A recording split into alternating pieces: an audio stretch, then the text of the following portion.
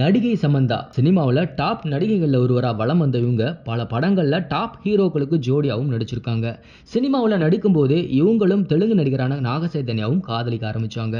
இந்த விஷயம் இரு வீட்டாருக்கும் தெரிய வர அவங்களும் இவங்களோட காதலுக்கு ஓகே சொல்ல ஒரு கட்டத்தில் இருவரும் கல்யாணமும் செஞ்சுக்கிட்டாங்க. கல்யாணத்துக்கு அப்புறம் ரொம்பவே ஹாப்பியாக போன இவங்களோட லைஃப்ல திடீர்னு விரிசல் உண்டாக இருவரும் விவாகரத்து வாங்கி பிரிஞ்சு தனித்தனியாக வாழ்ந்துட்டு வந்தாங்க. விவாகரத்துக்கு அப்புறம் நாக சைதன்யா படங்களில் நடிக்கிறதுல கவனம் செலுத்த ஆரம்பிச்சாரு.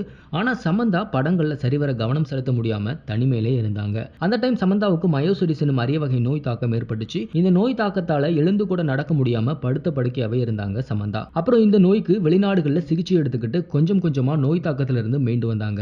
நோய் தாக்கத்திலிருந்து மீண்டு வந்த சமந்தா பழையபடி மறுபடியும் படங்கள்ல நடிக்க ஆரம்பிச்சாங்க. ஆனா அந்த டைம் இவங்க நடிச்ச படங்களுக்கு சரிவர வரவேற்பு கிடைக்கல. விவாகரத்துக்கு அப்புறம் நாக சைதன்யா சோபிதா துலிபாலாவை காதலிக்க ஆரம்பிச்சாரு. ரீசெண்டா இவங்க ரெண்டு பேருக்கும் கல்யாணம் நடந்து முடிஞ்சது. ஆனா சமந்தா இன்னமும் கல்யாணம் செஞ்சுக்காம தனியா தான் வாழ்ந்துட்டு வராங்க. அது மட்டும் இல்லாம சமந்தாவும் நாக சைதன்யாவும் காதலிக்கும் போது இருவரும் கையில டாட்டு குத்திக்கிட்டாங்க. அந்த டாட்டுவை சமந்தா இப்போ அழிச்சிருக்காங்க. அது தொடர்பான போட்டோ இப்போ இணையத்துல வெளியாகி வைரல் ஆகிட்டு இருக்கு. இதை கேள்விப்பட்ட ரசிகர்கள் காதல் கணவனான நாக சைதன்யா வேறொரு பெண்ணை கல்யாணம் செஞ்சதுக்கு அப்புறம் இந்த டாட்டு தனக்கு எதுக்குன்னு நினைச்சு சமந்தா அழிச்சிருப்பாங்களோன்னு பேசிக்கிறாங்க. இந்த மாதிரியான இன்ட்ரெஸ்டிங்கான சினிமா நியூஸ் பத்தின அப்டேட்டுகளை நீங்க உடனுக்குடன் தெரிஞ்சுக்கணும்னா மறக்காம நம்ம சினி மாடல் சேனலை சப்ஸ்கிரைப் பண்ணிக்கோங்க.